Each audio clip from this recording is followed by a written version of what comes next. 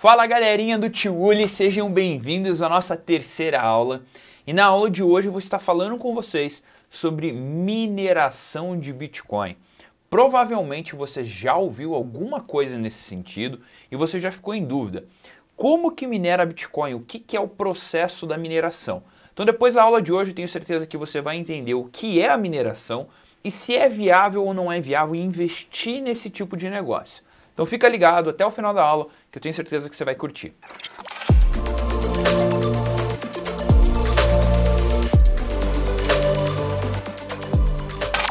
Quando eu falo sobre mineração, provavelmente a primeira coisa que vem na sua cabeça é uma imagem de um minerador, de uma grande empresa como a Vale, ou até mesmo de um desenho animado em que aqueles personagens entravam nas cavernas e aí eles entravam com uma picareta e saíam com a cara toda preta de carvão ou em algum outro tipo de mineração. Mas a mineração de Bitcoin ela é um pouco diferente do processo de mineração normal. Por quê? Primeira diferença, o Bitcoin ele é 100% digital, ele não existe no mundo físico. Então não teria como você minerar Bitcoin e pegar ele fisicamente. Ao contrário de um minério de ferro, ao contrário de um carvão, ouro, diamante, sei lá o que for, qualquer tipo de metal precioso. Então essa é a primeira diferença. E sabendo essa diferença, óbvio que já vai ajudar muito a você entender. Quando a gente fala na mineração, então, a primeira coisa que você precisa entender é que a mineração de Bitcoin ela é feita 100% digital, 100% na internet. Como é que funciona a mineração em si? Imagine que quando você quer fazer uma transação bancária, seja do seu Bradesco para o seu Itaú, ou do Itaú para qualquer corretora, independente de qual banco seja, você coloca o cadastro da pessoa, você envia essa transação e essa transação ela vai para servidores e elas são armazenadas em algum lugar. Dependendo do valor da transação, essa transação precisa passar por uma verificação manual, uma aprovação de um gerente. Se o valor for baixo, ela já vai automaticamente. Mas para que essa transação seja efetuada, ela precisa verificar se existe saldo na sua conta, se aquela conta é verdadeira, se o token está correto, se a conta de recebimento está correta e se ela pode receber aquele dinheiro. E isso é feito muito rápido, é um processamento muito rápido, mas essas informações são 100% cruzadas hoje no banco. E os computadores responsáveis para fazer todo esse processamento são os chamados servidores. Provavelmente você já deve ter visto fotos com aqueles servidores gigantescos da Amazon, do Facebook ou até mesmo dos bancos. E são servidores gigantescos. Eles têm um custo absurdo para manter todas essas informações, para fazer o registro de documentos e armazenar nos servidores, comprar espaço, poder computacional de processamento, certo? Isso é a forma que acontece hoje com os bancos. Com o Bitcoin não é muito diferente, porém ele funciona de uma forma distribuída. Vou te explicar o que é essa forma distribuída e como funciona isso. Então hoje, quando uma transação de Bitcoin ela é realizada, vamos supor que eu queira mandar hoje um Bitcoin aqui para você. Vou mandar um Bitcoin para você. Eu pego o seu endereço de carteira, assim como uma conta corrente, eu vou colocar na minha carteira, ou seja, na minha conta corrente, e vou autorizar essa transação. Da mesma forma que o banco verifica todo o saldo, todas as informações estão corretas, o blockchain como um todo, a programação do blockchain faz isso automático. Ou seja, ele verifica se a minha conta possui saldo, se o endereço de destino é correto, e aí uma vez feito isso, ele pega aquele meu Bitcoin e transfere para você. Mas quando acontece essa transferência entre eu e você, essa transação ela vai para um bloco, que nós chamamos, que é onde é composto de diversas outras transações que vão ser verificadas.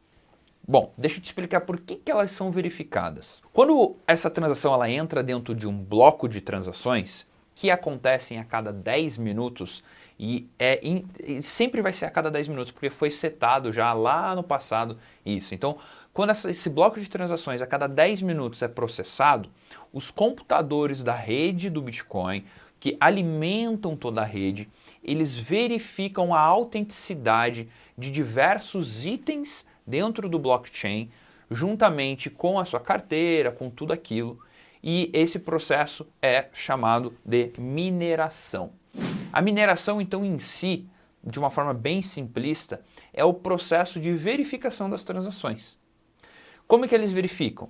Computadores específicos, são computadores grandes, que só servem para minerar. Ele tem um alto poder computacional. Para você ter ideia, um computador com um processador i7, ele é potente.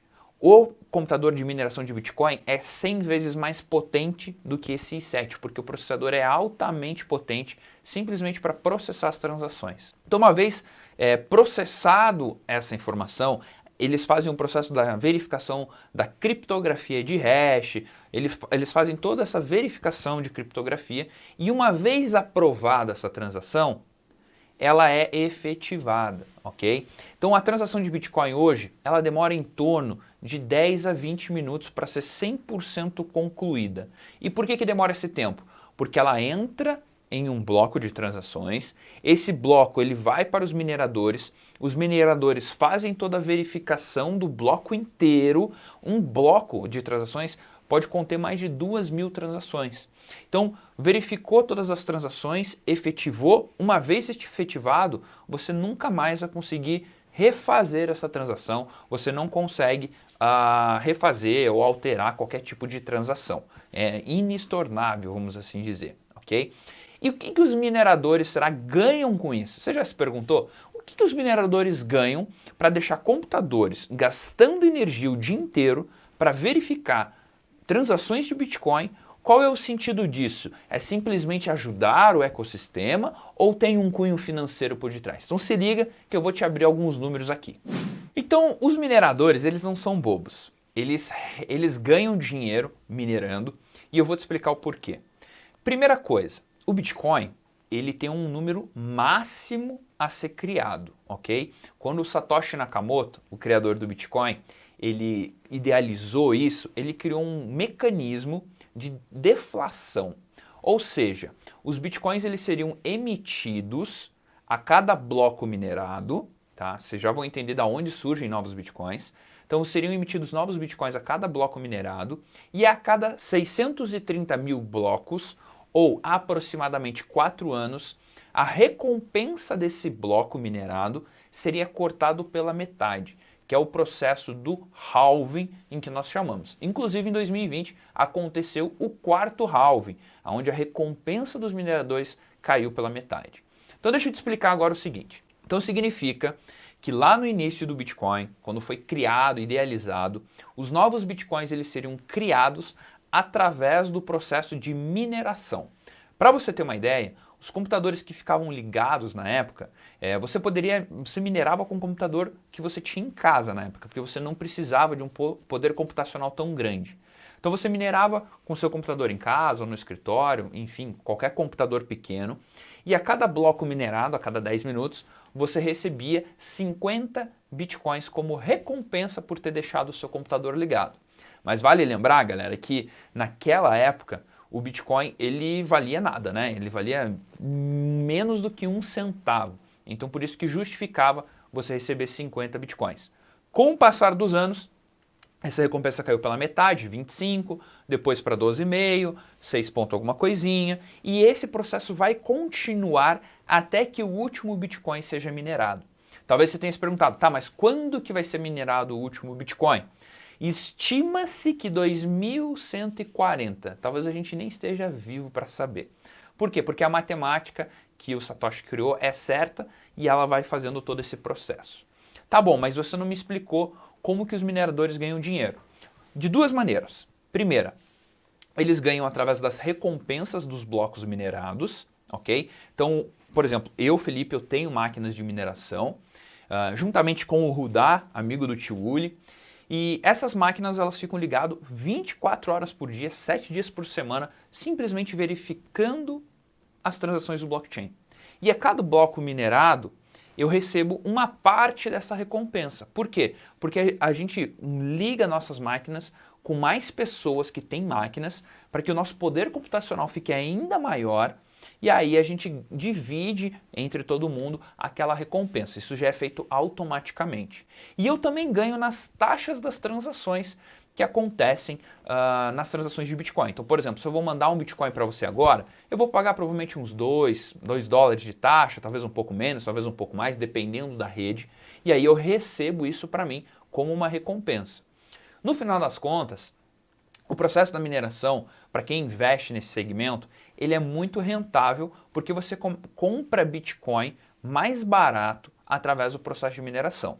Mas não é tão simples. Não é tão simples e por quê? Primeiro, as máquinas elas consomem em média 1.500 watts por hora.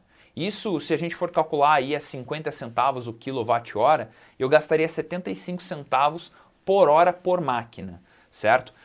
Eu fiz um cálculo, estima que uma máquina de 1.500 watts, ela gasta em torno de 500 a 600 reais por mês de luz.